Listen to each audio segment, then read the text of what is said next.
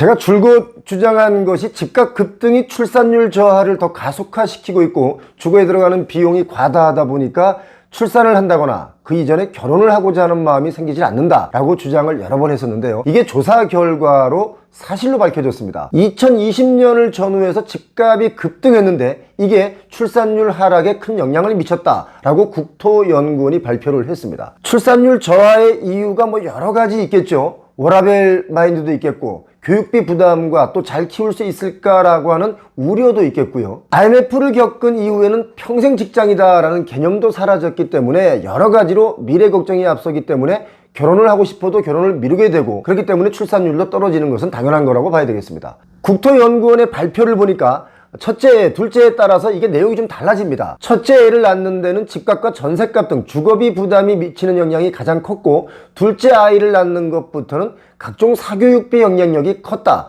이런 연구 결과가 나온 것이죠. 그러니까 첫째를 낳을 때와 둘째를 낳을 때 부담감이 내용이 좀 다른 겁니다. 또 이런 주장도 했는데요. 여러분 한번 들어보시고 여러분의 의견도 댓글로 달아주시면 정책을 하시는 분들도 저희 표영호TV를 많이 보고 계시기 때문에 정책을 만드는 데도 도움이 되리라 믿습니다. 댓글 달아주시기 바랍니다. 합계 출산율이라는 게 있죠. 합계 출산율이라는 것은 가임 여성 한 명이 평생 동안 낳을 것으로 예상되는 평균 출생아 수를 말합니다. 합계 출산율 1.0명으로라도 회복을 하기 위해서는 단기적으로 무주택 유자녀 가구에 대한 추가 청약 가점을 부여해 주거나 또는 주택 취득 시에 취득세 면제 등 출산 지원책을 시행해야 하고 둘째 낳는 것부터는 중장기 과제를 설정해서 지속적으로 출산을 재고해 나서는 게 필요하다 이렇게 보고를 했습니다. 저도 이런 결과에 일정 부분 동의를 합니다. 현재 우리나라는 전 세계에서 출산율이 가장 낮은 상황으로 출산율이 0.78명에 불과한 실정인데요. 전 세계 출산율 저하 1위 국가입니다. 아마 이것도 다시 조사를 하게 되면 0.6명대로 나올지도 모릅니다. 지금은. 이런 걸 두고 오죽하면 세계의 경제학자들이 우리나라 저출산 상황을 보고 나서 야, 한국 망하는 거 아니냐? 세계에서 가장 먼저 사라질 나라다. 인구가 줄면 북한이 쳐들어올 수 있다. 뭐 이런 이야기까지 나올 정도로 다른 그 어느 정책보다도 출산율을 올리는 정책이 시급하다라고 강조하고 있습니다. 제가 생각할 땐 이런저런 정책을 나름 많이들 지금 내놓고 있지만 먹히는 정책이 아니었죠. 그래서 이제는 먹히는 정책이 필요하다. 실질적인 대책이 필요하다라는 것이죠. 먹히는 정책 중에 가장 큰 것이 제가 볼 때는 첫 번째가 주거 안정, 두 번째가 입시 위주의 교육 타파라고 저는 봅니다. 여러분의 의견 좀 다를 수 있죠. 여러분의 의견 댓글 꼭 달아주시기 바랍니다. 입시 위주의 교육 타파라는 말이 참 난해하고 복잡한 문제이긴 합니다만 너무 경쟁으로 몰다 보니까 경쟁에서 뒤처지지 않을까 하는 염려 때문에 아이를 낳는 것을 주저하는 경우도 아주 많습니다. 이런 문제는 좀 복잡하니까 좀 풀어야 할 과제들이 여러 가지 있겠지만 그런데 주거 안정의 문제는요, 조금만 신경을 쓴다면 어느 정도 해결이 눈에 보이는 가시적인 일이 될 수 있습니다. 세계적으로 가장 낮은 출산율의 원인, 주택가격과 고비용의 교육구조가 핵심 요인으로 제기가 됐는데 이걸 딱 한마디로 정리하면 뭡니까? 경제적 불편이라고 봅니다. 아마도 신혼부부들이 이 영상을 보신다면 어느 정도 공감하리라고 저는 봅니다. 자, 첫 번째 자녀 출산을 유도하기 위해서는 그럼 뭡니까? 주택 부문의 정책이 지원이 중요하겠죠. 둘째 이상의 자녀를 출산을 위해서는 뭐가 중요합니까? 사교육 부문에 대한 정책 지원이 중요하다. 이렇게 보고 있는 겁니다. 국토연구원은 이런 것을 또 시간 가변적인 영향을 체크해 봤더니 이런 결론을 얻었습니다. 시간이 지나면서 집값 상승에 따라 출산율 하락에 미치는 영향력이 점점 커졌다 이겁니다. 집값 상승 때와 첫째와 둘째 자녀 출산율의 시간차가 더 길어졌다는 거죠. 특히 2020년 전후해서 주택가격 상승 시기에 주택가격 상승 충격이 첫째와 둘째 자녀 출산율에 매우 즉각적이고 강한 하락 영향을 미친 것으로 분석했다. 그러니까 출산율 하락에 영향을 미쳤다. 이렇게 분석한 거죠. 이래서 제가 2019년부터 21년까지의 집값이 초급등할 때 이거 정말 위험하다. 더 뛰면 반드시 국가 미래적으로 엄청난 재앙이 될 수도 있다라고 제가 말씀을 드렸는데 이런 시기에 집값은 더 뛴다. 더 뛰어야 한다. 라고 바람잡는 분들이 아주 많았고 실제적으로 그런 분들이 19년, 20년, 21년, 22년 초까지는 정말 돈을 엄청나게 많이 벌었습니다. 그분들이 돈을 번 것을 뭐라고 하는 얘기는 아닙니다. 예전에 여러분 혹시 그런 뉴스 기억나십니까? 예를 들어 올해 배추값이 급등해서 배추값이 금값이다. 이렇게 되면 올해 배추 농사를 지으신 분들이 이익을 많이 봤다는 뜻 아니겠습니까? 이런 뉴스가 나오면 그 다음 해에는 너도 나도 배추를 심기 때문에 그 다음에는 배추값이 정말 뚝 떨어지게 됩니다. 부동산도 마찬가지입니다. 아파트를 규제하니까 오피스텔을 지어서 돈을 벌고, 오피스텔을 지으면 돈이 된다고 하니까 개발자들이 너도 나도 오피스텔을 지을 땅을 사서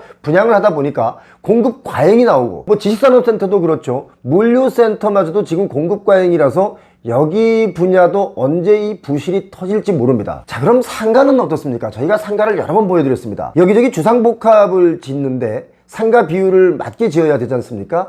지으면 아무것도 없는 이 빈 공간을 분양하는데도 분양가는 정말 엄청나게 비쌉니다. 그런데 중요한 건 이게 다 거의 완판입니다. 요즘에서 분양하는 거야 좀 안 되지만 이미 1년 전, 2년 전, 3년 전에 분양한 것들은 다 완판입니다. 왜 완판인지는 여러분 잘 아시죠? 계약금 10%만 내면 분양을 받을 수 있고 나머지는 다 대출해 줍니다. 분양을 하면 완판되기 쉽게 만들어 놨습니다. 그런데 그 빚은 고스란히 이 부동산 소비자들이 다 떠안아야 되겠죠. 대출을 받아 상가나 지식산업센터를 분양받았는데 준공 후에는 그러면 임차인이 들어와서 뭔가 세를 내줘야 이게 뭐가 맞아떨어지는데 안 들어옵니다. 그럼 뭐예요? 공실이죠. 대출 이자 내야죠. 관리비 내야죠. 수분양자들은 정말 죽어나는 겁니다. 그래서 상업용 부동산발 위기도 곧 터질 수 있다라고 보는 게 제 시각입니다. 솔직히 이런 말씀 드리면 죄송합니다만 공급이 부족한 게 아니라 공급 과잉입니다. 지금 공급이 부족한 게 아니고 시중에 돈이 부족합니다. 자, 그러면 이렇게 공급 과잉된 것들을 개발사의 세금 혜택 같은 것 당근을 주면서 저렴한 주거 공간을 짓게 하면 그나마 출산율이 올라갈 수 있다라고 보는 게 제 시각인데요. 개발자들이 또 그렇게는 안 하죠. 왜냐? 저렴한 주거 공간을 지으면 주민들이 반대하는 경우도 많습니다. 강남 개포동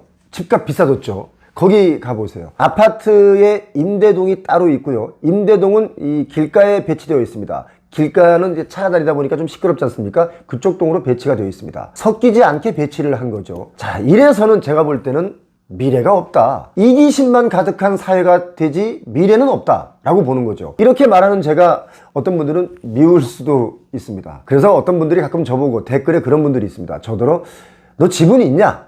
이렇게 폄하하는 댓글 다시는 분들이 아주 가끔 어쩌다 한 분씩 있는데요. 저 집이 없어서 이렇게 말하는 사람 아닙니다. 집이 있습니다. 예. 사실 정말 의식 있고 자산이 있는 분들은요, 제 말에 동의하는 분들이 많으십니다. 그런데 동의하지 않는 분들이 어떤 분들이냐면 갑자기 이 부자 대열에 살짝 거기 이렇게 턱걸이로 올라가신 분들, 이분들은 제 말에 동의를 하지 않습니다. 하기 싫어합니다. 왜냐? 이제 겨우 부자들과 어울려서 놀만한데 임대 아파트랑 섞이라고? 이런 생각들을 하는 거죠. 자, 아무튼 국토연구원에서는요, 향후 출산율 회복을 위해서는 첫째 자녀 출산이 늘어나는 환경이 지속되어야 한다. 그러니까 주택 매매 가격 안정을 통해서 결혼 정년기, 출산 정년기 가구의 주거 안정을 도모해야 된다. 그리고 두 번째, 여성의 고용 안정, 이런 것이 핵심 정책 목표가 되어야 한다라고 밝혔습니다. 여러분 이 의견에는 동의하지 않으십니까?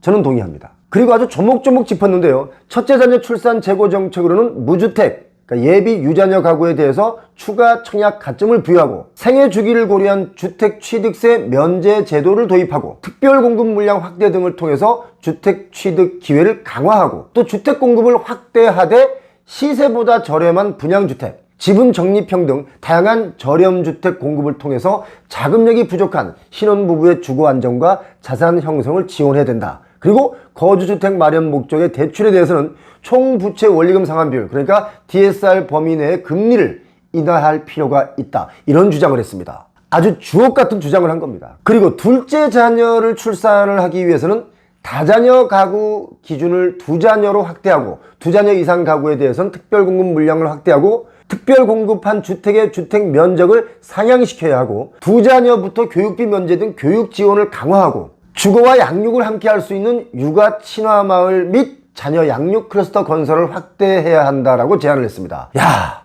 정말 제가 일일이 다 설명 하나하나 하기도 어려울 만큼 휘황찬란한 제안들입니다. 지금까지는 솔직히 그랬습니다. 좋은 정책을 다 모은다고 해도 대책이 될 수 없다는 것을 우리는 지난 20년 동안의 경험을 통해서 알고 있는 내용이죠. 이제는 정말 차원이 다른 고민이 필요할 때다라고 봅니다. 이런 것이 정말 부동산 가격 안정화에도 도움이 되고 출산율도 올라간다면 이런 것이 잘 만들어졌으면 좋겠습니다. 표용호TV 오늘 순서는 여기까지입니다. 고맙습니다. 표용호TV에서는요, 거주의 가치 추구를 위해서 24년 갑진년을 맞이해서 값진 곳을 소개하는 출연자분을 찾습니다. 우리 집만의 멋진 구조나 또는 인테리어 또는 소품, 나만의 주거 공간, 건물, 카페 좋습니다. 아무거나 좋습니다. 또는 굳이 멋지지는 않더라도 소소한 삶의 행복을 누릴 수 있는 그 공간을 소개해 주실 분을 찾습니다. 배우모TV를 시청해 주시는 분들과 공유하고 싶으신 분들 관련 사진이나 동영상 간단한 소개를